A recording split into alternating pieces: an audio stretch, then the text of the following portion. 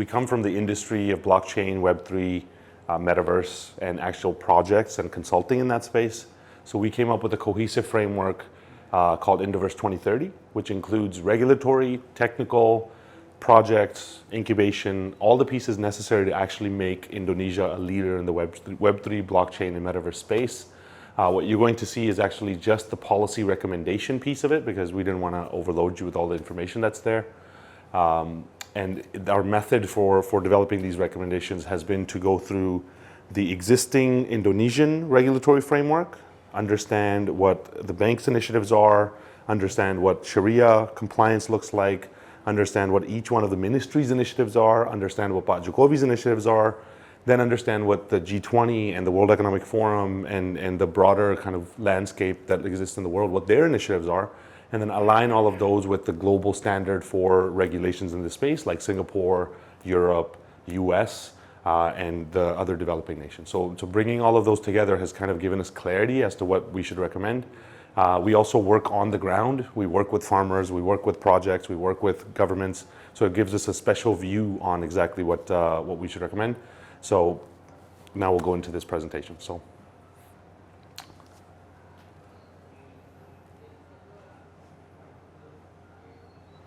Yeah, definitely. It takes a while sometimes. You need to download it first and become a PowerPoint. Yeah, I think it might be more compact. Not internet, basically. Yeah, I think if you download it, it might load up a decent bit faster. Oh, it still hasn't even loaded up.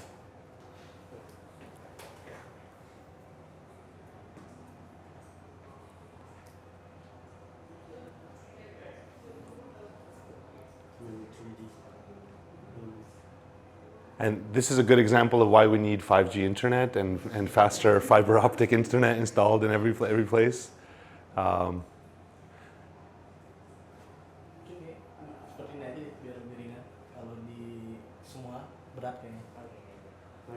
Yeah, you don't have to go full screen. We can even just stay at this point. So first of all, everything that we're doing has ancient principles built into it, because we believe Indonesia is a beautiful country that has these principles at its heart. So we make sure that the faith in God is kept at the center of everything that we're doing. And this isn't just something on a pitch deck. This is something that we genuinely, truly believe. The ease with which blockchain and Metaverse and Web3 technologies allow us to include humanity and nationalism and democracy and justice and fairness in the process, it's almost a perfect fit, because we can code these things into the code of the future of all these technologies. Now it's up to us to make sure that we write the code the right way to make sure that that's represented fairly in that process. So if we go to the next slide, please. Our goals in this process are very simple.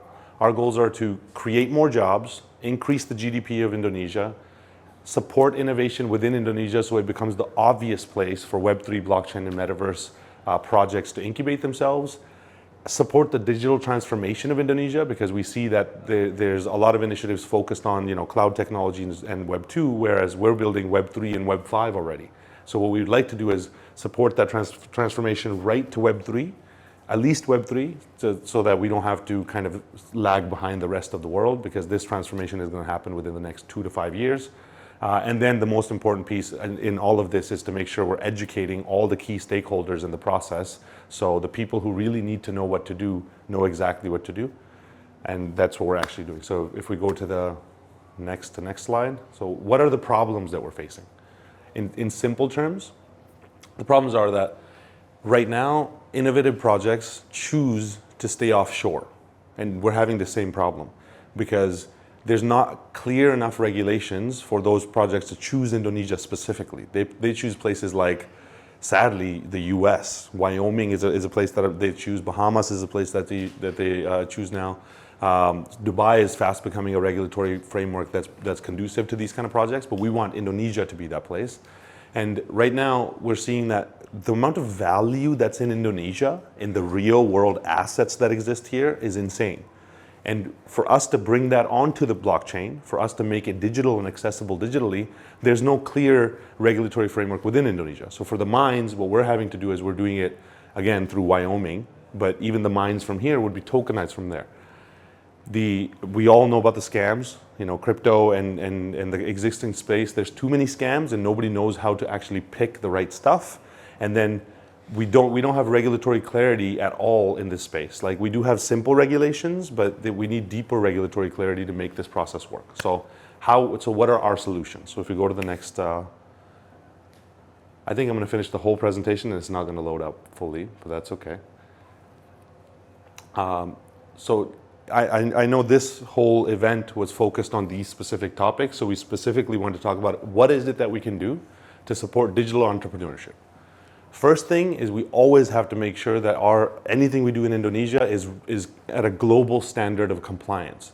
That includes the Financial Action Task Force, OFAC, which is a banking authority, KYC, Know Your Customer regulations, anti-money laundering regulation, terrorism financing regulations, environmental social governance regulations, and sustainable development goals. What we've done is we've gone through all of these regulations and made sure that our regulatory frameworks are compliant with those already. A very simple way to start this process is for us to create public-private partnerships, basically a think tank that would allow industry and government to sit together and create this policy together to make sure everybody's voices are heard. We've already kind of done this. We've been talking to government, we've been talking to exchanges, talking to projects, and talking to global leaders to make sure that they're all in the same space.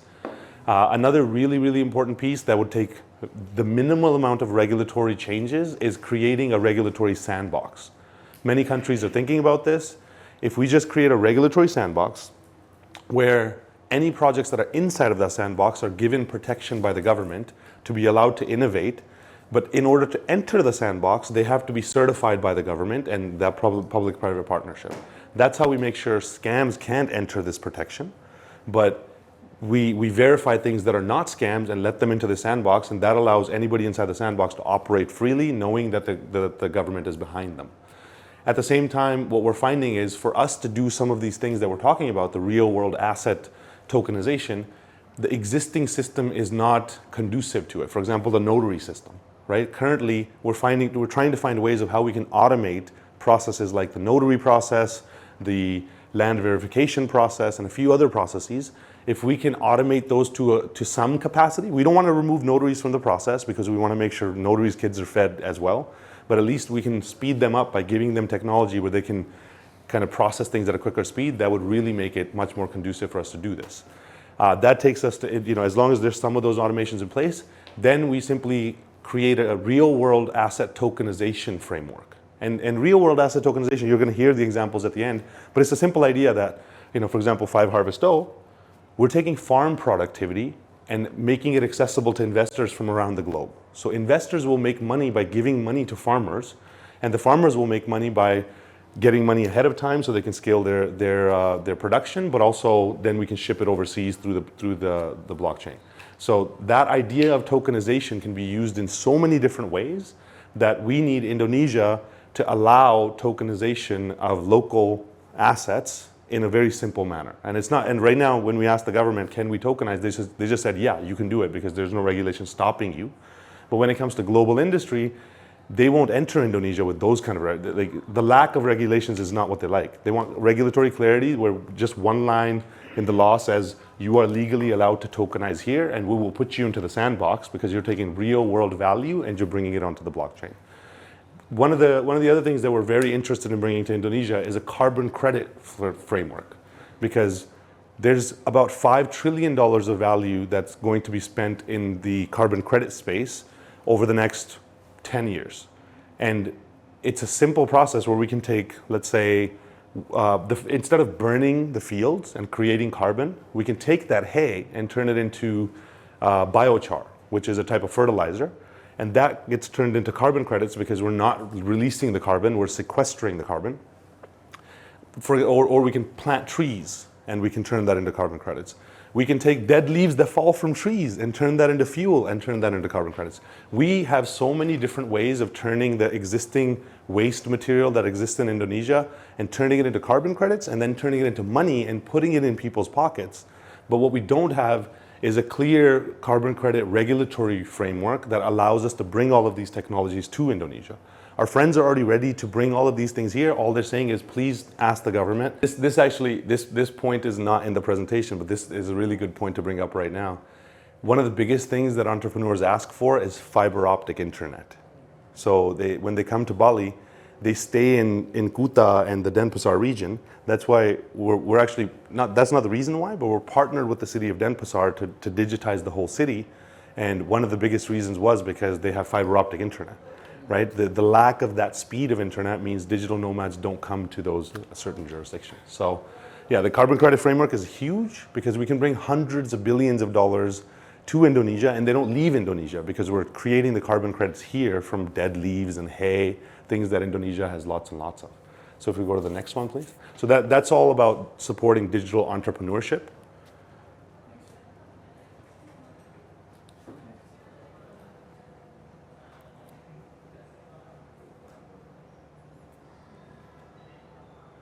So when it comes to innovation, how can we support innovation? One of the things we're seeing right now is that there's so many scams and there's so much tax evasion and everything happening in the crypto space because the custody of crypto is being done by private individuals. If we allow banks to custody the crypto, then that whole problem goes away. Plus, banks right now don't like crypto because they see it as a competition. They see it as something taking away the power of banks. If banks can custody it, then banks will actually see it as an asset, a value-generating asset, which will allow them to then generate revenue from it. So they'll be happy to bring it under. The way we solve the problem of the banks not being comfortable with crypto is we allow the banks to custody the crypto, digital assets. Because in the rest of the world, what JP Morgan and Goldman Sachs and all of them are doing is they're becoming custodians of crypto, and the regulations around the compliance with FATF regulations on how crypto moves pretty soon is going to make it so that only institutions will be allowed to hold crypto for the average individual. So when the banks can custody these assets, they become valuable to them, and therefore the banks can make sure that there's nothing illegal being done with them because they have KYC. At the same time, we want to make sure that the commodity classification for crypto stays. We don't want to classify as a security because security regulations in other countries are one of the biggest reasons why it's becoming complicated for digital asset projects to follow the regulations. If we then take the ID system and make it digital, that makes it very simple to track every single thing that every citizen is doing with these digital assets, which gives us clarity, security, and and avoids any kind of issues with it. Same thing with debt. Let's avoid debt. We don't want DeFi. We don't want systems that actually create debt within the system because that's haram, right? We want to make sure that we only have real world value and asset-backed value, which is halal and is Sharia compliant. One huge thing that I'm hearing from all the venture capitalists that I speak to is that they literally in Indonesia cannot custody digital assets. They can only custody equity.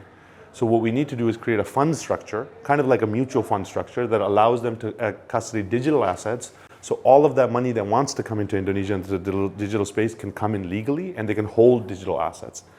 One of the other things we're doing to support innovation is we are running our own incubators. And an incubator is simply a place where we can bring in projects, and those projects can be supported through the entire journey of going from idea to reality. So what we should do is we should create more location to attract entrepreneurs and provide tax benefits for those projects so that they would want to stay in Indonesia rather than some place like Dubai, which gives them all of these tax benefits. Another thing that supports innovation that we're already doing ourselves is also SME education. Educating businesses on how they can take these technologies and layer them on top of their existing business models and support the business models. So we're already doing this with the Ministry of ICT, but I think we need to do it at a bigger scale. If we can go to the next page, please. For agriculture, this is really close to our hearts because we're doing it with farms, we're doing it with commodities. It's really important for us to allow tokenization of farmland and land productivity. So that would officialize this process that we're kind of doing right now with the regulatory unclarity, where we can take farmland and turn it into NFTs or tokenize it and allow investment from foreign direct investment to come into Indonesia in a regulated way. That's including land productivity like we're doing with 5 Harvest. Another thing that would be extremely helpful is if we are given, because now the banks understand that we are not going to use digital assets to buy anything. Anytime you need to buy something, it has to go through the Indonesian rupiah. So that'll make sure that the strength of the Indonesian rupiah gets increased, and all the money that comes in eventually has to go through the Indonesian rupiah. Then we want to be able to use digital assets to transact in the supply chain, because when we need to send commodities to Dubai, we need to be able to put them on the blockchain and then send them on the blockchain and receive them on the blockchain. But right before the farmer gets it, it gets converted into Indonesian rupee. So it's a blend of both, but we want the regulatory protection to be allowed to use digital assets to transact commodities. And then finally, even for farmers, we have systems which will allow farmers to get more capital with carbon credits by taking all the waste material that farmers have, which they burn or they dump or they do something else with. We can turn it into biochar, which turns it into free fertilizer for farmers, does not release carbon, and it turns into carbon credits, which we can pay the farmer back with. So it's a three-pronged approach, and it supports local farming and food security. So if we go to the next one, please. The way we support social responsibility in this space, this is corporate social responsibility and public policy and social responsibility, is to incentivize sustainable development goals and ESG compliance. And the way we do that is, like we just discussed, if somebody incorporates carbon credits into their system, they will get cash. That's how we incentivize it.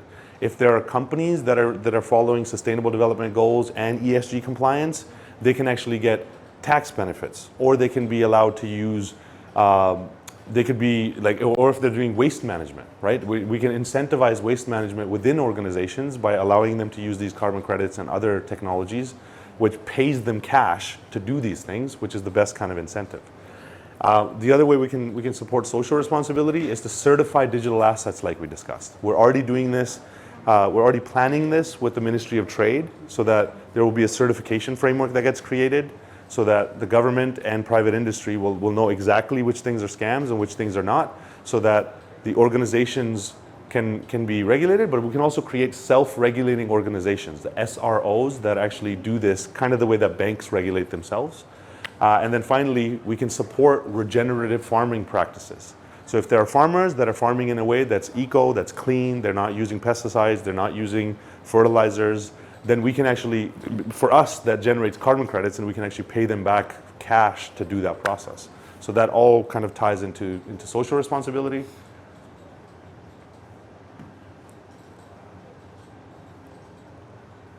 The way we support sustainable tourism. Our idea of sustainable tourism is that it shouldn't even be tourism. It should be really high value individuals, organizations, and families coming to Indonesia to live in Indonesia. So our version of this is we're building physical locations, and we're partnered with the city of Denpasar and some private individuals, where we're incubating projects out of these locations. What that does is these high value individuals come with their money, their projects, their ideas, and their families, and they live in this beautiful country, and they add value to the country here.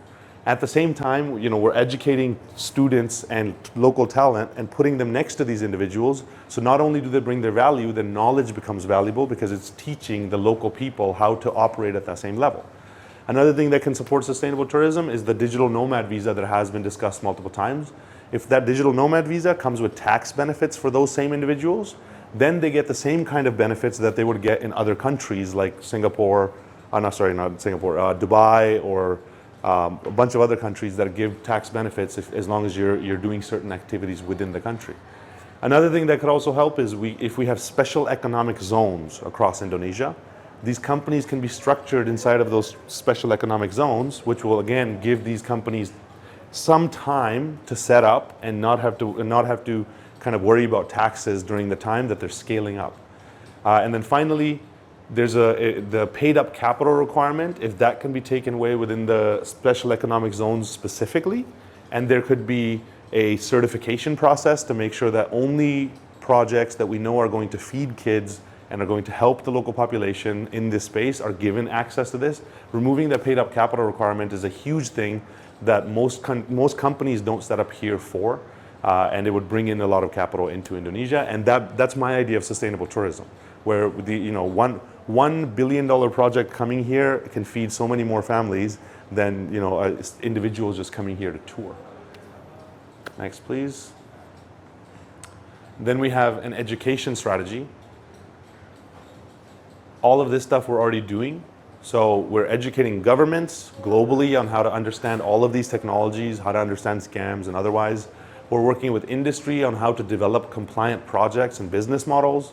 We're working with investors to educate them on why Indonesia is the best place to invest and deploy capital.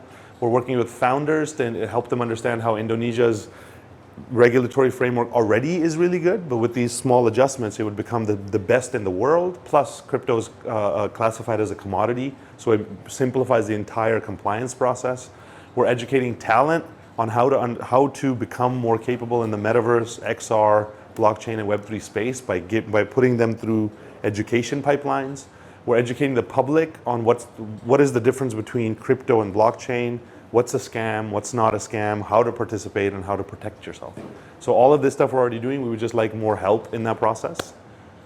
And then, next please. So what we actually do is in a simple terms, we just educate. We educate, right now we educate the Ministry of ICT, Ministry of Defense, Ministry of Trade, industry, and public, and key players in the global space on exactly how to participate in this space. We work closely with key players in all of these spaces, so we have partnerships built with them. We have all the resources, so we have consulting, regulatory, legal, education, operations, marketing, all those things we actually have our own resources to deploy into this.